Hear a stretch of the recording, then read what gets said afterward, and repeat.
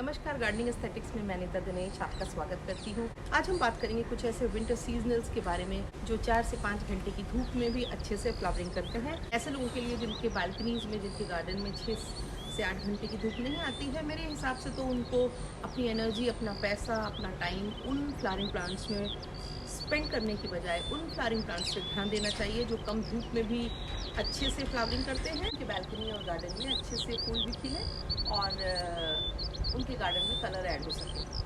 तो चलिए आज इन्हीं फ्लावरिंग वेराइटीज़ के बारे में बात करेंगे जिनको विंटर्स में लगा करके आप अपने गार्डन में कलर ऐड कर सकते हैं। साथ ही साथ आप अगर इन्हीं वेराइटीज़ पर फोकस करेंगे तो आपके ना समय बर्बाद होगा, ना पैसे बर्बाद होंगे, ना आप डिसहार्टेंड होंगे। आज की वीडियो में मैं आपको उन्हीं फ्लावरिंग प्लांट्स के बारे में बताऊंगी जिनको कि आप विंटर्स में लगा करके अपने गार्डन में कलर ऐड कर सकते हैं और अपने फूलों के शौक को भी पूरा कर सकते हैं। ये सारे ही फ्लावरिंग प्लांट 4 से 5 घंटे की धूप में अच्छे से फ्लावरिंग करते हैं और इनके फूल भी देखने में बेहद खूबसूरत होते हैं। तो चलिए देर न करते हुए शुरू करें। आज हम जिन फ्लावरिंग वेराइटीज़ की बात करेंगे उनमें pansy, begonia, salvia, kalanchoe, cineraria, impatiens, primrose और जेरेनियम शामिल हैं। ये सारी ही वेराइटीज़ सेमी शेडी एरिया में अच्छे से चल जाती हैं और फ्लावरिंग करती हैं। ये प्लांट की न्यूट्रिशनल रिक्वायरमेंट और केयरिंग टिप्स ऑलमोस्ट सिमिलर हैं और इसलिए मैं इन पे बाद में बात करूँगी। पहले इन सारी वैरायटीज़ से आपको इंट्रोड्यूस कराऊंगी सो दैट आप अपने लिए अपनी पसंदीदा वैरायटी का चुनाव कर सकें और उसके बारे में जान सकें। सबसे पहले हम बात करेंगे पेंजी की। आज जो हम गार्डन पेंजीज लगाते हैं ये हाइब्रिड फ्लावरिंग प्लांट है। ये यूरोपियन और West Asian flowering plant viola का हाइब्रिड वर्जन है। वियोला एक वाइल्ड फ्लावर होता है और इसी से ये खूबसूरत वैरायटी डेवलप की गई है। पेंजी एक बेहद ही खूबसूरत फ्लावर होता है और ये एक साथ अपने उसमें पॉट में अगर आप इनको लगाएं या हैंगिंग्स में लगाएं या इवन क्यारियों में बॉर्डरिंग के लिए भी लगा सकते हैं। आप अगर इनको लगाएंगे तो इनमें एक साथ बहुत सारे फूल खिलते हैं। छोटे छोटे मल्टी कलर्ड ये फूल इतने खूबसूरत लगते हैं कि आप बस आपका दिल इन पे रीझ जाता है। इनको आप अगर आपके बड़ा गार्डन है तो अपने ट्री के नीचे भी शेडी एरिया में लगा सकते हैं, वहाँ पे भी अच्छे से फ्लावरिंग करते हैं और तरह के शेड्स, उसमें मल्टीपल शेड्स होते हैं जो देखने में इस फ्लावर को बहुत खूबसूरत बनाते हैं। और अगर आप गौर से देखें तो इस फ्लावर में एक डॉग पपी का फेस दिखाई देता है, इसलिए ये फ्लावर मुझे लगता है विंटर फ्लावर में सबसे क्यूटेस्ट फ्लावर है। और पेंजीज आपको बहुत सारे कलर्स में मिलते हैं। आपको ये येलो मिलेंगे, वॉयलेट मिलेंगे, ऑफ वाइट मिलेंगे और प्लेन कलर्स भी आते हैं इनके, प्लेन येलो, प्लेन वाइट और शेडेड और वेरिएटेड वर्जन्स भी इनके अवेलेबल हैं। और ये पर्पल कलर के, लाइट पर्पल कलर के तमाम सारे इनके शेड्स आते हैं। बहुत ही खूबसूरत है। इस प्लांट की हाइट बहुत ज़्यादा नहीं होती है, इसलिए ये हैंगिंग बास्केट्स के लिए और छोटे कंटेनर्स में लगाने के लिए, बॉर्डरिंग में लगाने के लिए बहुत ही ज़्यादा मुफीद होता है, बहुत ही ज़्यादा उपयुक्त होता है। पेंजीज़ को आप सीड से भी प्रोपेगेट कर सकते हैं और आप इनके छोटे प्लांट सैपलिंग्स नर्सरीज से ख़रीद करके भी ला सकते हैं। और अगर आप के पास समय ना हो तो आप इनके रेडी प्लांटर्स भी ला सकते हैं। अगर आपके पास जगह थोड़ी है और आपको 1-2 गमलों की ज़रूरत है तो सबसे अच्छा ये है कि आप उनके रेडी प्लांटर्स ले आएँ। इसमें आपको बहुत एफर्ट नहीं करना पड़ेगा। आपके पास ज़्यादा एरिया है तो आप सीडलिंग्स को उगा सकते हैं, पर ये एक फिनिकी प्लांट होता है और इतना कब नाराज़ हो जाए पता नहीं चलता है। इसकी जो इनिशियल स्टेज में इसकी बहुत ज़्यादा केयर की ज़रूरत पड़ती है। इसके सीड्स भी काफ़ी छोटे होते हैं। अगर आप इनको सीड से ग्रो करना चाहते हैं तो आपको इनको के सीड्स को कोर्स सैंड में ग्रो करना चाहिए सो दैट कि ये उसमें आसानी से जर्मिनेट हो सकते हैं। अदरवाइज़ पेंजी के सीड्स का जर्मिनेशन थोड़ा टफ होता है और अगर आप इनके रेडी पॉलीबैग में जो सैपलिंग्स आते हैं वो ला करके लगाएंगे तो वो ज़्यादा अच्छा रहेगा। उससे आपका पैसा की भी बचत होगी और एफर्ट की भी बचत होगी, क्योंकि सीड्स लाने के बाद जर्मिनेट हों या ना हो, आप इनके सीड्स को अक्टूबर की फर्स्ट वीक में लगाएं अगर आप लगाना चाहते हैं तो। इसके अलावा इनके सैपलिंग्स भी आपको अक्टूबर की सेकेंड वीक से लगभग नर्सरीज में मिलने लगेंगे। आप इनको सिंगल कलर स्कीम में लगा सकते हैं, मल्टीपल कलर स्कीम में लगा सकते हैं। ये हर तरह से ही बहुत खूबसूरत दिखाई देते हैं। इसके सीडलिंग्स को जर्मिनेट होने में 1 से 3 वीक का समय लगता है और ये डिपेंड करता है टेम्परेचर के ऊपर। हमारे यहाँ कई बार अक्टूबर में अचानक से थोड़ी गर्मी हो जाती है और अगर पहले ठंड पड़ने लगे, ठंडा हो जाए वेदर, तो सीड्स का जर्मिनेशन अर्ली हो जाता है और आपके सीजनल प्लांट्स अर्ली तैयार हो जाते हैं। पेंसिस को लगाने के लिए 12 इंचों का या उससे छोटा डायमीटर वाला जो पॉट होता है वो ठीक होता है और इनको आप हैंगिंग बास्केट्स में भी लगा सकते हैं। बस ये ध्यान रखना है कि पेंसिस को वाटरिंग का बहुत ध्यान रखना है, क्योंकि जहाँ ज़रा सी ओवर वाटरिंग हुई और आपका प्लांट ख़त्म हो जाता है, ख़राब हो जाता है, खासकर तब जबकि वो अभी ग्रोइंग स्टेज में हो और उसमें फ्लावरिंग स्टार्ट ना हुई हो, तब तो आपको पानी का खास ख्याल रखना है। उसके लिए इसकी सॉयल बहुत ही वेल ड्रेन्ड सॉयल होनी चाहिए और मैं सॉयल का जो कॉम्बिनेशन है वो आगे बताऊंगी आपको। और इनकी जो केयरिंग टिप्स है उसमें सबसे इम्पॉर्टेंट है, हर सीजनल प्लांट की तरह इनकी पिंचिंग करनी चाहिए सो दैट कि आपका प्लांट जल्दी से जल्दी बुशी होए। अगर आप शुरू में फूल के लालच में पड़ जाते हैं तो आपको 1 2 3 4 फूलों से संतोष करना पड़ेगा, पर अगर आप इनिशियल स्टेज में अपने प्लांट को बुशी बनाने पर ध्यान देते हैं, उसकी ग्रोथ पे ध्यान देते हैं, तो आपको सीजन में आकर के मल्टीपल फ्लावरिंग मिलेगी। पेंसिस के बाद बात आती है बेगोनियाज़ की। बेगोनिया के प्लांट भी बहुत सारी वैरायटीज़ में मिलते हैं और इनमें बहुत ही कलरफुल पिंक, रेड और वाइट कलर के फ्लावर्स, येलो कलर के फ्लावर्स मिलते हैं और ये प्लांट अपनी खूबसूरत लीव्स के लिए भी जाना जाता है। इसके फ्लावर्स तो खूबसूरत होते ही हैं, साथ ही इसकी थिक फ्लैशी लीव्स बहुत ही खूबसूरत होती हैं। ये प्लांट भी बहुत वाटर सेंसिटिव प्लांट है। इसकी बहुत सारी ऑर्नामेंटल फोलिएज वैरायटीज़ भी आती हैं जो उनको आप साल भर लगा सकते हैं, मगर हमारे यहाँ बेगोनियाज़ की फ्लावरिंग वैरायटीज़ को विंटर फ्लावर के तौर पर ही लगाया जाता है और ये बहुत ही खूबसूरत इसके फ्लावर्स होते हैं और ये आपके गार्डन में इतनी ज़्यादा खूबसूरती ऐड करते हैं कि देखने लायक होता है आपका गार्डन अगर आपके बेगोनियाज़ अच्छे से खिले हुए हों। और करीबन इनकी 1200 नोन स्पीशीज़ पाई जाती हैं। ये सारी ही स्पीशीज़ को वेट फीड पसंद नहीं है, यानी कि नमी बहुत ज़्यादा नहीं होनी चाहिए। पानी आपके गमलों से तुरंत चला जाना चाहिए सो दैट कि वो अपने रिक्वायरमेंट का पानी तो स्टोर कर लें मगर एक्स्ट्रा पानी नहीं हो। इनकी इनकी बहुत सारी ऐसी वैरायटीज़ हम लगाते हैं। बेगोनियाज़ को आप नर्सरी से इनके छोटे प्लांट्स को ला करके लगा सकते हैं और मैंने कभी भी बेगोनियाज़ को सीड से तो ग्रो नहीं किया, पर मैंने इनको कटिंग से ज़रूर ग्रो किया है। मैं अपने विंटर्स के बीच जाने के बाद अपने बेगोनियाज़ को किसी शेडी एरिया में रख देती हूँ जहाँ पर थोड़ा ठंडा रहता है और ये उस समय सरवाइव कर लेते हैं और जब जो प्लांट सरवाइव कर पाते हैं उनकी कटिंग्स यूज़ करके मैं फ़र्दर नए प्लांट क्रिएट करती हूँ। आप भी इस बार जब बेगोनियाज़ को लाएं तो उन प्लांट्स की थोड़ी केयर करें सो दैट कि वो प्लांट आपके ख़राब ना हो और आप उनको सेव कर लें अपने नेक्स्ट ईयर के लिए। इससे आपके लिए ये किफ़ायती भी पड़ेगा और आप एक नए एक्सपीरियंस को एंजॉय करेंगे, क्योंकि मुझे लगता है प्लांट प्रोपगेशन से ज़्यादा खुश करने वाला एक्सपीरियंस कम होता है। आपको लगता है कि आप कुछ क्रिएट कर रहे हैं।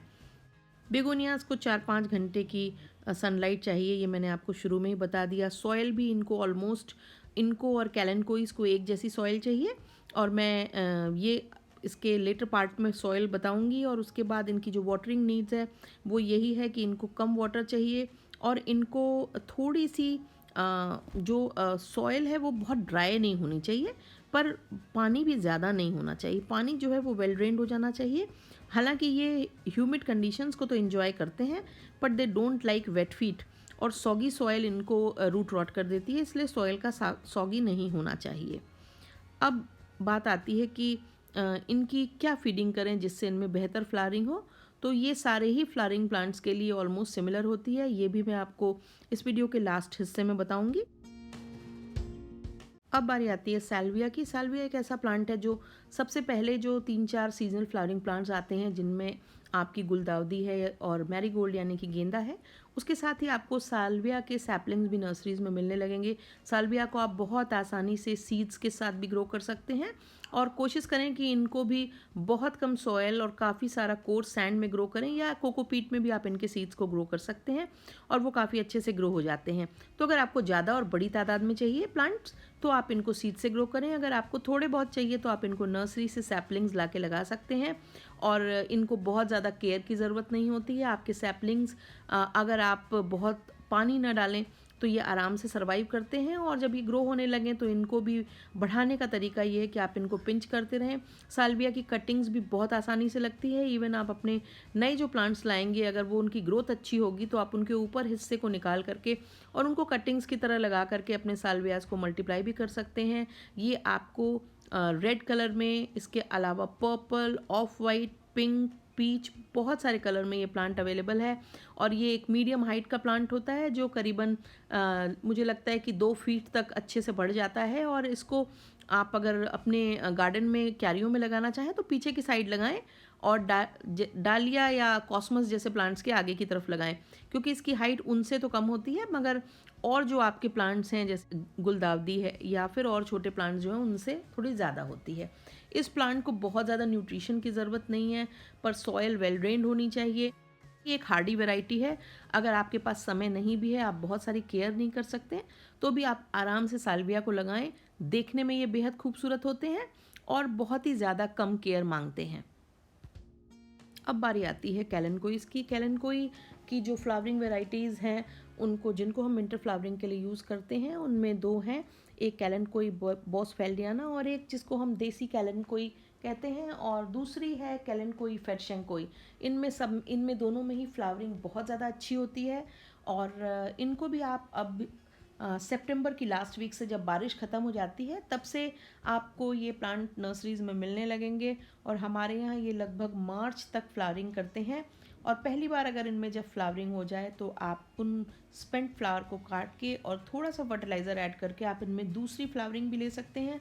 इनकी और 1-2 ऐसी वेराइटीज़ हैं जो बहुत अच्छे फ्लावर्स देती हैं, पर उतनी नोन नहीं है, उतनी कॉमन नहीं है।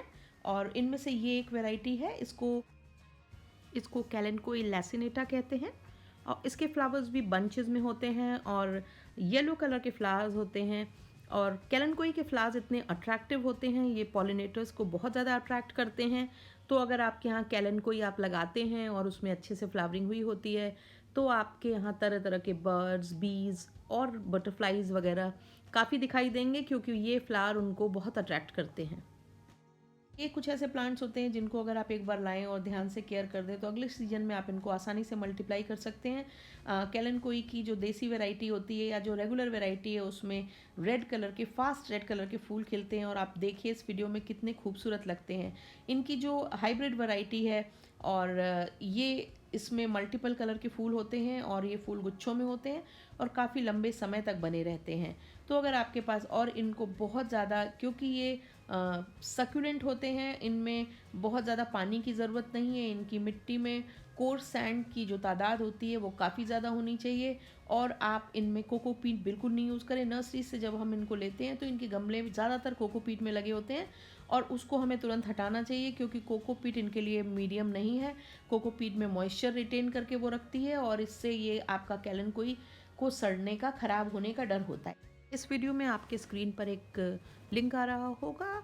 ये लिंक मेरे कैलेनकोइस के बारे में बनाए गए वीडियो पे है, जिसमें मैंने कैलेनकोई की मेरे पास जितनी भी वैरायटीज़ हैं उनके बारे में और उनकी केयर के बारे में बताया है। आप इसको देखिएगा ज़रूर, बहुत ही इंटरेस्टिंग वीडियो है। इस वीडियो में आपको कैलेनकोई की सॉइल कैसे तैयार करें, उसकी कटिंग्स को कैसे लगाएं, इन सारी बातों की जानकारी मिलेगी, इसलिए मैं इस वीडियो में इस तरह की जानकारियाँ नहीं दे रही हूँ। अब बारी आती है प्रिमरोज की। प्रिमरोजेज बंचेस में खिलने वाले छोटे फ्लावरिंग प्लांट हैं जिनकी हाइट बहुत ज़्यादा कम होती है। तो अगर आपको अपने क्यारियों में लगाना हो तो सबसे आगे की तरफ प्रिमरोजेस को लगाएं, क्योंकि इनसे छोटे लेंथ वाले जो सीजनल्स होते हैं वो हार्डली 1-2 होते हैं। और प्रिमरोजेस जब पूरी तरह से खिल जाते हैं तो इतने खूबसूरत लगते हैं। इनके फ्लावर्स भी कई दिनों तक टिके रहते हैं और ये बहुत सारे शेड्स में, पिंक, पीच, वाइट और रेड के तमाम शेड्स, इन बहुत सारे शेड्स में आते हैं और देखने में बड़े ही क्यूट और बहुत ही खूबसूरत होते हैं। आप इनको सीड्स के साथ भी ग्रो कर सकते हैं। मैंने हालांकि इनको कभी सीड्स के साथ ग्रो नहीं किया है। मैं इनको नर्सरी से इनके छोटे प्लांट्स लेके आती हूँ जिनको मैं पॉट में लगा देती हूँ और धीरे धीरे वो ग्रो करते हैं और फिर उनमें सीज़न पीक पर पहुँचने में फ्लावरिंग होने लगती है। आप चाहें तो इनको सीड से ट्राई कर सकते हैं, पर मैंने कभी भी इन्हें सीड से नहीं उगाया है। आपकी स्क्रीन पर जो लिंक आ रहा होगा उस वीडियो में मैंने प्रिमरोजेस के केयर के बारे में और उनके प्रोपगेशन के, सॉइल के, हर तरह की पूरी प्रिमरोज से रिलेटेड जानकारी दी हुई है। इसी वीडियो में मैंने जेरेनियम से रिलेटेड भी इंफॉर्मेशन दी हुई है। आप इस वीडियो को देख करके आप ये पता कर सकते हैं कि इन दोनों ही प्लांट्स की जो रिक्वायरमेंट है वो किस तरह की हैं और आप इनको कैसे केयर करें। फ्लावर्स होते हैं ये बंचेस में खिलते हैं और एक गुच्छे में काफ़ी सारे फूल होते हैं और दूर से देखने पर एक ये बड़े फ्लावर का लुक देता है। दूसरी बात, इसकी जो लीव्स का शेप होता है वो भी बहुत प्यारा होता है, खूबसूरत होता है। ये प्लांट एक वर्सेटाइल प्लांट है, ये धूप में भी अच्छे से फ्लावरिंग करता है और ये 4-5 घंटे की धूप वाले एरिया में भी अच्छे से फ्लावरिंग करता है। फिर बारी आती है सिनेरेरिया की। सिनेरेरिया बंचेस में खिलने वाला एक बहुत ही खूबसूरत फ्लावर है। ये भी बहुत ही सारे कलर्स में मिलता है और इसकी जो फ्लावरिंग है वो थोड़ी लेट शुरू होती है। ये आपको जनवरी की 2nd वीक 3rd वीक से इसमें फ्लावरिंग शुरू होगी। इसकी जो लीव्स होती हैं वो काफ़ी बड़ी बड़ी और डार्क ग्रीन कलर की होती हैं। इसके फूल छोटे छोटे बंचेस में छोटे छोटे होते हैं और बंचेस में खिलते हैं। इसको भी बहुत ज़्यादा धूप बर्दाश्त नहीं होती है, शेड की ज़रूरत है। इसकी मिट्टी भी वेल ड्रेन्ड होनी चाहिए, जैसी कि सारे विंटर फ्लावर्स की होनी चाहिए और पानी इनको रेगुलर चाहिए। अगर आपने एक दिन भी पानी मिस कर दिया तो आपका प्लांट ख़राब हो जाएगा, एकदम कुम्हला जाएगा और फिर उसका रिवाइव होना, अगर आपने उसको रिवाइव कर भी लिया तो उसकी फ्लावरिंग पे असर पड़ेगा। इसलिए इसको आप रेगुलर वाटरिंग करें और इस प्लांट को शेडी एरिया में ही रखें। अगर आप इसको के कई प्लांट्स को एक साथ रखते हैं या और फ्लावरिंग प्लांट्स के संग एक प्लांट अरेंजमेंट में रखते हैं तो ये देखने में खूबसूरत लगता है। आप इसको अपने कंटेनर्स में लगा सकते हैं जिनमें आपने कई तरह के प्लांट लगाए हों। सबसे लास्ट में आप इनको लगा सकते हैं और ये बहुत ही खूबसूरत लुक देते हैं। उसके बाद अगला नंबर आता है इम्पेशेंस का। जैसा कि नाम ही बताता है, इम्पेशेंस फ्लावरिंग के मामले में इम्पेशेंट होते हैं। जब इनमें फ्लावरिंग होती है तो अनलिमिटेड होती है, बहुत ज़्यादा होती है, पर प्लांट थोड़ा फिनिकी होता है और जहाँ पानी का थोड़ा भी पानी की मात्रा ज़्यादा हुई ये प्लांट आपका मर जाता है। इसमें फंगल इन्फेक्शंस हो जाते हैं और रूट रॉटिंग हो जाती है। इसलिए आपको इसमें भी ध्यान रखना है कि इम्पेशेंस में आपको पानी एकदम कम रखना है पर रोज़ डालना है। अगर आपने शेड में रखा है तो फिर आप इनमें पानी की क्वांटिटी को आप चेक करके डालें। अगर टॉप इंच सॉयल ड्राई हो गई हो तभी आप इनमें वाटरिंग करें। इसमें सिर्फ आप ऑर्गेनिक फर्टिलाइज़र डालें और कोई लिक्विड ऑर्गेनिक फर्टिलाइज़र डालें, और या फिर आपको अगर इनमें फर्टिलाइज़र केमिकल यूज़ करना है तो 2 दाने सिर्फ डीएपी के यूज़ करें, वो भी इसमें फ्लावरिंग को बढ़ाएंगे। इसके अलावा इसमें बहुत ज़्यादा फर्टिलाइज़र न डालें क्योंकि एक डेलिकेट प्लांट होता है और अगर चल जाता है तब तो बहुत अच्छे से चल जाता है और अगर नहीं चल पाता है तो फिर बड़ा मुश्किल है इनको चला पाना। और ये प्लांट भी बहुत सारे कलर्स में मिलता है। आप इसको हैंगिंग बास्केट्स में लगा सकते हैं, रेलिंग प्लांटर्स में लगा सकते हैं, आप इनको क्यारियों में नीचे की साइड लगा सकते हैं और ये प्लांट एक खूबसूरत प्लांट होता है। इसके साथ ही ये प्लांट प्रॉपर ग्रो करते रहें, इनमें अच्छे से फ्लावरिंग होती रहे। इसके लिए आपको इनके spent flower time to time remove करते रहने चाहिए, सो दैट कि ये जो फ्लावर जब आप रिमूव करते रहेंगे तो नई बर्ड्स आती रहेंगी और प्लांट में नई ग्रोथ होती रहेगी। अदरवाइज शुरू में ही अगर सीड फॉर्मेशन होने लगेगा तो आपका प्लांट अच्छे से ग्रो नहीं करेगा। हाँ, मगर एक चीज़ आपको ध्यान रखनी है, अगर आप अगले सीजन के लिए सीड्स कलेक्ट करना चाहते हैं तो प्लीज़ जो पहली फ्लावरिंग है उसी के सीड्स को कलेक्ट करें क्योंकि वो हेल्दीएस्ट सीड्स होते हैं। उसके बाद जो है वो सीड्स की क्वालिटी डिटोरिएट होती जाती है। तब आप ऐसा कर सकते हैं कि कुछ एक फ्लावर्स को छोड़ दें क्योंकि एक फ्लावर में काफ़ी सीड्स होते हैं। तो अगर आपने 2-3 फ्लावर्स भी छोड़ रखे हैं और आप उनको बाद में कलेक्ट कर लें और आप उनको अगले सीज़न में सो करने के लिए यूज़ कर सकते हैं। पॉटिंग सॉयल में मैं 50% के करीब जो हमारे यहाँ की रेगुलर गार्डन सॉयल है उसको मैं यूज़ करती हूँ। उसमें 20% कोर्स सैंड यानी कि बजरी जो मोटा बालू होता है वो इस्तेमाल करती हूँ। 30% काउडंग मैन्योर यूज़ करती हूँ और ये काउडंग मैन्योर एज्ड होना चाहिए क्योंकि अगर ये नया होगा, ताज़ा होगा और पुराना और अच्छे से डिकम्पोज नहीं होगा तो ये प्लांट को ख़राब करेगा और उनकी ग्रोथ को भी हैम्पर करेगा।